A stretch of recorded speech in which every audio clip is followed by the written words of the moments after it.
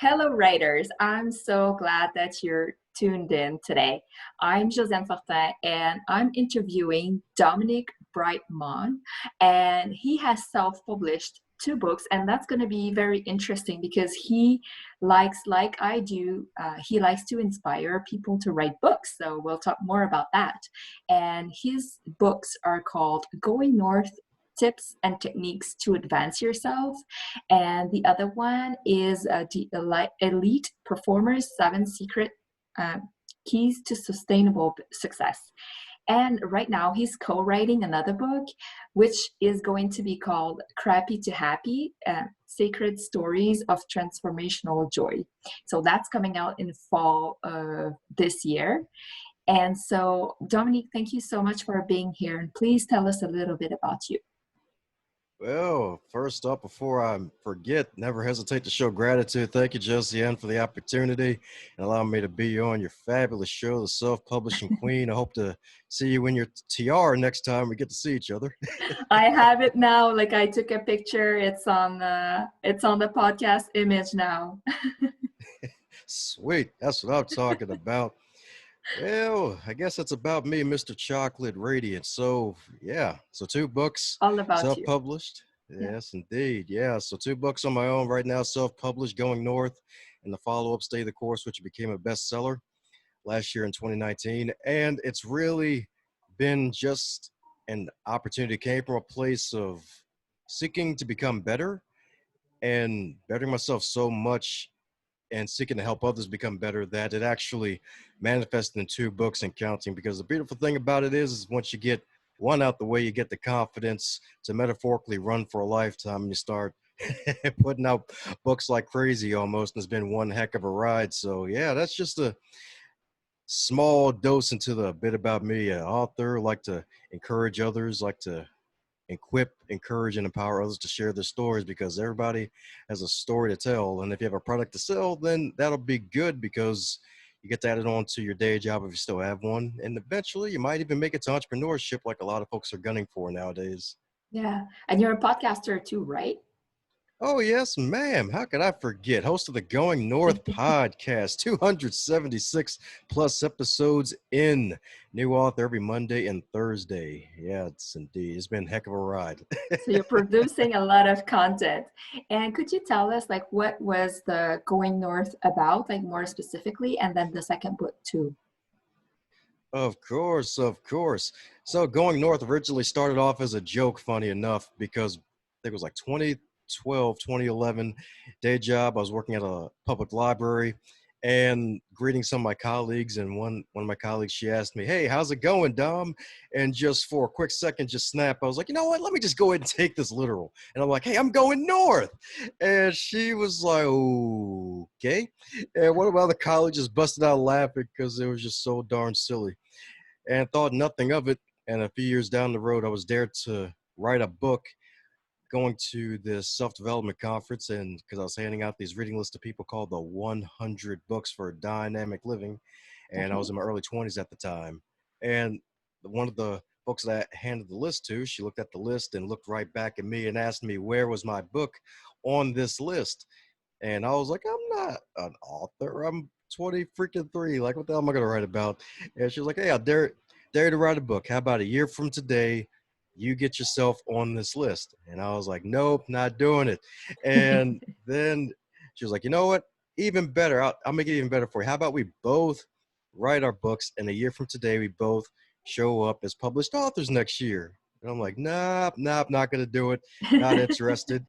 And that was really the end of the conversation from there. And then I told my buddy about it, and he saw this as a perfect opportunity to really get me into gear, because he was an author too, and he wrote this book called Burn the Box, all about basically bashing corporate cliches because they're so darn outdated, and some of them are sports references, and not everybody's a sports fan. And in the back of the book, after it was done, there's supposed to be a sequel. And I was like, hey, where's the sequel at? He's like, oh, yeah, that book is going to be coming out eventually. I don't know when. And it's been like 5 years or whatever. But he saw this as an opportunity to get on my case. And he was like, all right, why don't you write a book, man? Because you keep on getting on me about publishing my sequel and you don't even have a book of your own yet.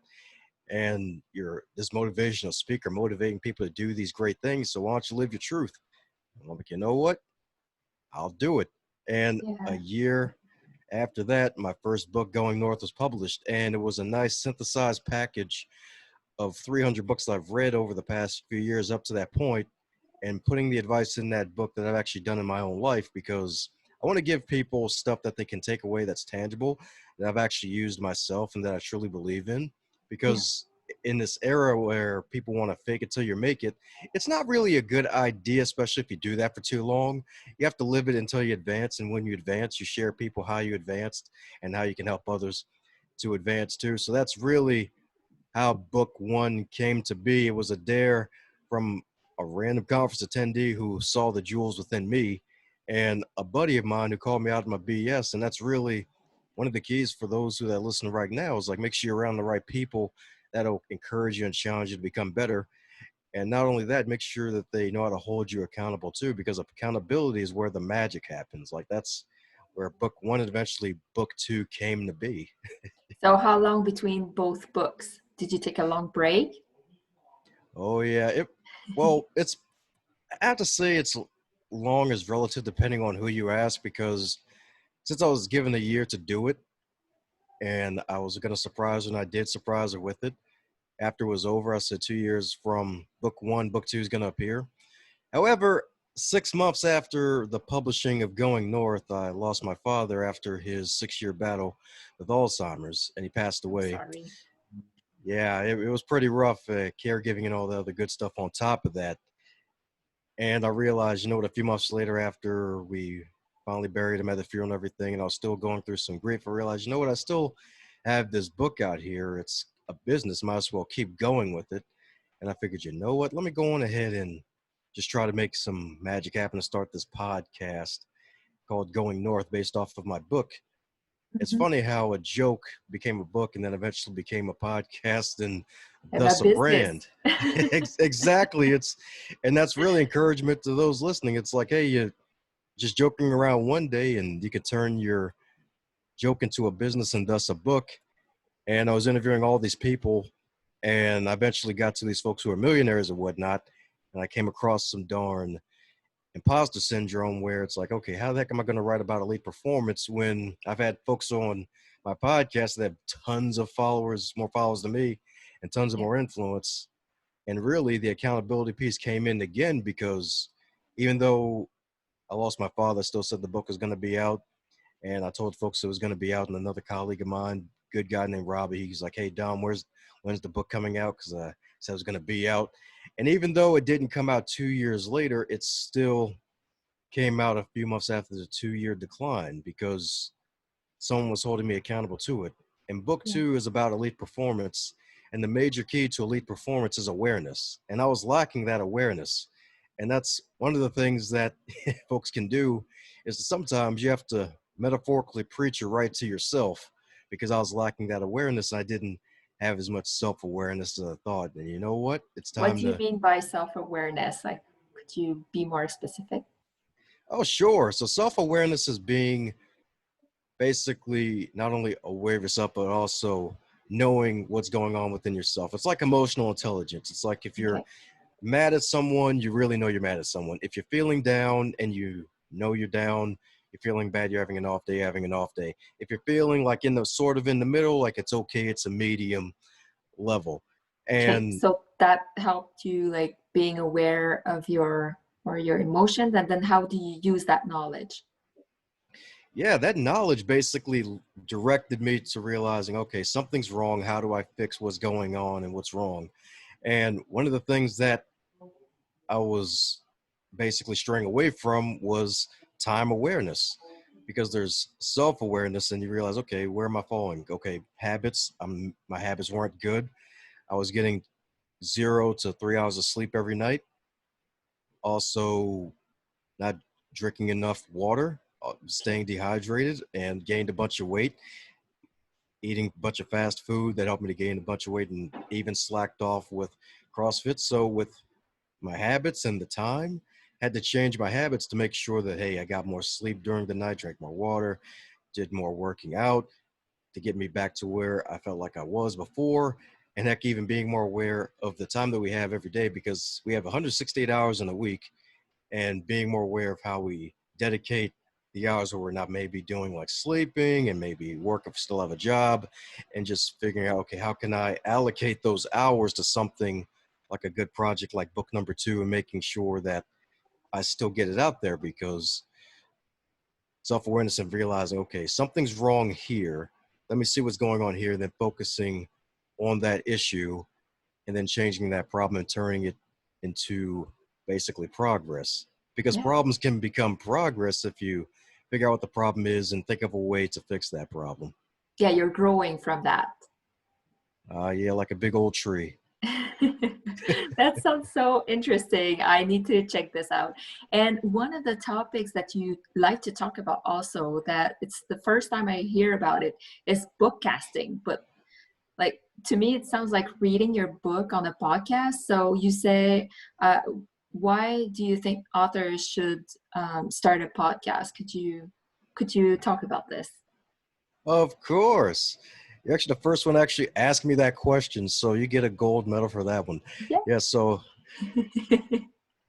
one of the main reasons why I believe that every author should have a podcast is because in this age of attention management where everything is coming for you, and with social media, the TV, and the computer itself, and our smartphones, the zombie apocalypse device, I sometimes call it, we're in this trance. You have to have something along with your book to offer to others, because a book is great. It's fabulous. Everybody has a book within them and they can get it out there. And I have to find ways to get more of the message of the book out there, because a podcast is another way to do that. A lot of people sometimes they take their book, especially if it's a nonfiction book, and they take certain topics and they talk about it. And heck, even sometimes reading their book as well, to offer an audio book form, because not only you can charge for that, but you can also reach those who are blind who may still want to be entertained or informed, because that's something else too about having an audio format, because you get to reach more people, because a lot of folks nowadays, they may like reading, but they may not allocate enough time for reading, Yeah. especially in this era of work-life integration during COVID, where basically there's no work-life balance. Like, you work life, it's all together. It's Yes. all together. So, and if you're a parent, that makes it even more of a challenge to really stay focused on both work and having time to read. So basically, having a podcast in addition to your book helps you to not only create more content based off the book and point people back toward the book to generate more sales. And if occasionally, like yourself, you interview other people, then you'll get to build up your network of other people, and you get to learn from other people. Yes. And it even makes it funner for everybody else, because it's creating like this whole giant spider web of folks just connecting with each other and learning from each other, and heck, even sharing audiences too. And so, would you say, let's say I have a nonfiction book, you would like to get more ideas, you would go through each chapter and maybe expand on it and explain it in different ways? Like, how do you find ideas? Because you've done so many episodes, like, where do you find inspiration to create content all the time? Yeah, so that kind of goes back to the whole self-awareness thing from the beginning. And one of the ways to do that is just being within yourself for a good 5 minutes minimum. As soon as you wake up, get out the bed instantly, fight the snooze button with all your might, and get into a chair and just sit and be still for a good 5 minutes. Even set the alarm on your phone or whatever for a good 5 minutes. You can start off with that. And that can even bring a notepad with you and writing things down. That's another way of getting content out there. Heck, there's even this other method of 2020 method, where it's like you write a big idea at the top of a page. It's like, okay, so podcast content. My book is called Going North. Okay, what do I talk about in the book? I talk about leadership, public speaking, positive attitude. Okay, so positive attitude. How do you stay positive? Okay, read books, encourage other people. Those can be two more ideas. Public speaking. Okay, three things to do when you're giving a talk to an audience. That could be a topic. And heck, even interviewing other people is another way to actually create viral level of content, in terms of making it easier on yourself, because when you communicate with others, you may even sharpen ideas that you already have. Like when I was actually showing someone how to use Adobe Audition, I was learning twice, because when I was showing her how to basically use the razor feature to cut certain pieces out of an audio file, I actually realized you can actually zoom in deeper instant audio file, and you actually zoom in closer to the whole project.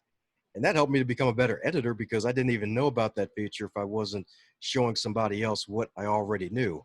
Yeah. And when you chat with others and share your knowledge and they share their thoughts and things and they maybe even ask more questions, you say something, it's like, oh crap, that's freaking awesome. I got to write that down and talk more about it later. Right. So to me, it sounds like you're creating a mind map where you have like this one topic and then you kind of do like little circles and then just like that's how I would do it myself, like drawing circles and then just doodle like the whole thing. So that's something I'm gonna try out for sure. That's a good advice. And do you have other advice to an aspiring author, like someone who wants to write a book but they just keep saying it but they don't actually do it? What advice would you give them? Yes, there's so many things you can do. One thing you can do, I'm not sure if they still sell it on Amazon, and with COVID and social distancing, it may be a challenge. But if you can find a little pin and wear it on your clothing that says, ask me about my book, and wear that everywhere you go, where it's visible, folks might ask you about your book and you'd be like, hey, it's not published yet. Like, oh, yeah. Yeah. So and that So embarrassment public before, shaming. exactly. When you tell more people about your goals and they hold you to them, you'll definitely get it out there. Okay. So then like you feel ashamed everyone asks you, and like every single time people ask you, so like I gotta get writing that book, right? Okay. Hmm. Exactly, because the more people know and then you let them down, it's like, oh crap. Because subconsciously we rather let ourselves down and us know it by ourselves than let a bunch of other people down and they know it and they remind us of it.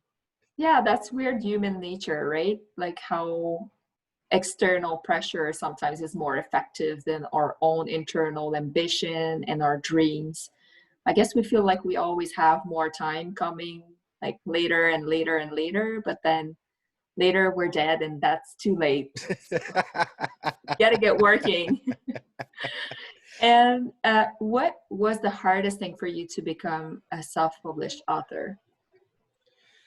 The hardest thing was overcoming self-doubt, especially for book number 2, because of the grief of my father who passed away, and then the imposter syndrome, talking with other successful people who had bigger followings than me. It's real. Those are really the biggest things I had to overcome because that's really our worst enemy is ourselves, and allowing self-doubt to be one of the swords that our inner selves to hold against us. So really to overcome that is for some folks, if they use social media a lot and they see other people and they may have that curated feed where they're showing all the good stuff that they want you to see, take some time off of social media and then focus more on what you can do and count your blessings as you go along. Heck, even journaling some of your past wins and make this journal a proof. Because if you have a success file of stuff that you already accomplished in life and you keep adding to it, and that can even have another notebook just for the stuff that you're grateful for, you'll feel better about yourself and you'll keep going forward, even if it's small steps, because small steps is where the big steps happen. Like the magic happens when you take the first step and you focus on continuous improvement as opposed to a bunch of quantum leaps, because Rome wasn't built in a day. A book, I mean, there may be somebody who can like write a draft in the evening, but you still got to get the cover done and everything else. And a book isn't going to be done in a day. So really just being grateful and remembering the past times when you had wins in your life and encouraging yourself to keep going no matter what, to eventually conquer that self-doubt long enough to where you get further and further along to get your content out there, because folks are going to need your story no matter how quote unquote saturated you think things may be. And even though book publishing has increased like 270% and rising, like there's still room for you and your gift, fiction or nonfiction. There's still room for you because you may have it said in a way that folks may like to hear as opposed to the way someone else may like to hear it. So you find the people that want to hear what you have to say and what you have to share. Oh yeah, find them. Use a magnifying glass if you have to. Lay some cheese out there if you have to. What? What did you Yeah, say? lay some cheese out there if you have to. Lay some cheese? Yeah, so that way if they see some cheese and they grab it and then they get caught in the metaphorical mousetrap and then they start reading your book. Okay, okay. I never heard that before. So I was like, whoa. Um, and do you have specific advice about people who want to self-publish? Because we know how different it is from like actually going to a publishing house. Like specific about self-publishing, do you have some advice for our listeners? Ah, yes, self-publishing. My goodness, good stuff, especially with KDP out there. Even though I kind of missed the days when it was called Create Space, but that's long gone now. But with like self-publishing, though, it's real easy to do. Like if you take the KDP route, if you have an Amazon account, you can do that. And really, you have access to so many tools. Like you can use Microsoft Word or LibreOffice if you want to save money. Type in your work and really just connect with other people and really network with other people, especially nowadays where globalization and cyber closeness is a thing where you can actually network globally and get out there and learn from other people. Like both of my book covers, they're both under $200 and I went to Fiverr and I have multiple versions. There was basically the version for print, where's the PDF version of it. Then there's a 3D image just for social media. And then there was also the front cover only just for the ebook version itself. So for with self-publishing, like just don't be shy and really just go out there, like listen to this podcast, especially when more episodes come in, check out some of Joanna Penn's stuff and even go to YouTube University and check out some other things as well of how you can do some more self-publishing because going the self-publishing route is so darn affordable nowadays and so much quicker than the traditional publishing houses where you may get rejected. And if you get accepted, you'll have to wait a long time for some magic to happen and you still have to do a lot of work anyway once they accept your work. So really, it's better to take the self-publishing route and do it yourself and really heck even network with other people and learn from other people and really get your stuff out there because it's one heck of a benefit from really just going down this road and always learning, growing and learning. It's like so much. And how do you promote your book? Because once you've self-published a book, like you might be like me where I just put it there and I'm like, okay, let's let the sales begin, and then just waiting forever and nothing happens. Like how do you go about promoting your books? Yeah, so social media, that's the easy thing to do, especially from your friend profile on Facebook. I mean, you can have an author page on Facebook. I have one, but I don't put too much stock in it because it's a pay to play for Facebook public figure pages. It's better to use your personal page, especially with all these algorithms changing so much. So basically, social media is one. Take selfies with your book, have other folks that buy your book leave a review. If they can't leave a review, at least have them take a selfie with the book or take a picture of the book and have other folks promote it. Try to recruit as many people as possible to be a part of your book launch team as well. That's another way to market your book. Heck, even getting on podcasts like this and getting on other podcasts and actually taking a little time to actually learn more about the podcast, those two, before reaching out if you can, if they're not too new, and seeing if you're a good fit. And heck, even networking with other readers and going where readers go in your genre, like with Harry Potter, like going onto sites like Goodreads and heck, even seeing where other people read and heck, Twitter. Twitter's a good place to still market whatever you do on social media wise because it's really where a lot of folks can really see your stuff and heck even building your email list. That's something that I've been slacking on for years and I've just now a few weeks ago started on it. And the reason being is because kind of like with the Facebook and the social media, it's like it's their platforms. Facebook wants you to stay in Facebook. If you share a Yeah. link to something to take them out of Facebook, they're not going to promote that. But if you share a picture that keeps them in Facebook longer, then they may post that further. So making sure you have an email list to actually send emails to people that really want to opt into your list and want to keep up with what you're doing and marketing to them and also sharing true genuine value to people because you also can't post all the times like hey buy my book like hey this house is on fire but buy my book like hey like COVID's happening but hey this book is fabulous buy like hey share Heck, maybe share a bit of your personal life you don't mind sharing with people. Yeah. It's like, hey, if you have a habit of crocheting, you can show them like hat or whatever. Just show that there's a personality behind the pages and the pen as well. So email marketing, social media, getting on podcasts, always networking with other people. Heck, even back to earlier in the show, I mentioned how you wear the pen, ask me about my book as well. Heck, if you can When you somehow have get a actually when you have actually published one, so have a pin, like ask me about my book. yeah, heck, even if they make a mask version of it, you can do that too. You can have the cover on your mask, Thanks. printed on There you your go. mask. I've seen a painter and now she's putting her paintings on masks and she sells those. She's making money from her paintings that way. And do you promote yourself as a writer specifically, or are you more a podcaster? Like how do you earn a living?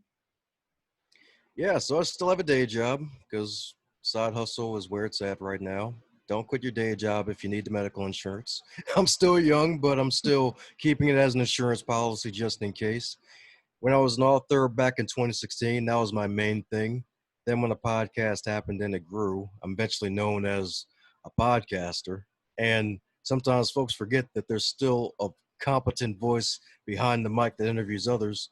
So I still try to speak on stages, especially virtual ones now. So right now, I'm positioning myself as a self-leadership expert because really the books, the podcast is just derivatives of me, and using these derivatives just to get in enough passive income to where eventually I feel comfortable enough to do this full time on my own and be able to afford medical insurance to take care of those loved ones of mine in my family. So even though there's some success online on paper, I still have a day job because it's like, you know what? I'm not going to be totally stupid and totally burn my boat right now and just take a more methodical approach and not try to go balls to the wall and just try to just throw caution to the wind because sometimes it may work, but it still feels like it still at least keeps some kind of common sense going. Yeah, definitely. And so I know that you have a writing project going on. You're a co-writer on a new book, right? And it's coming out in the fall. Like, how is that going? Oh, it's going north indeed. October 6th. Yeah, we Okay. have the date now. We actually have a date, and the cover actually was just revealed earlier today. So, me and about 24 other authors are sharing stories about how we had moments where we felt crappy, and we eventually were able to find some joy out of those crappy moments to eventually become happy. And funny enough, James Redfield, the author of the Celestine Prophecy, is writing the foreword to this book. So, it's going to be definitely an inspirational read that anyone and everyone needs to pick up if they're looking for a dose of inspiration during these times of strife, crisis, and really calamity, especially since it's election time in the US and folks tend to be extra crazy election years. So definitely want to check that out.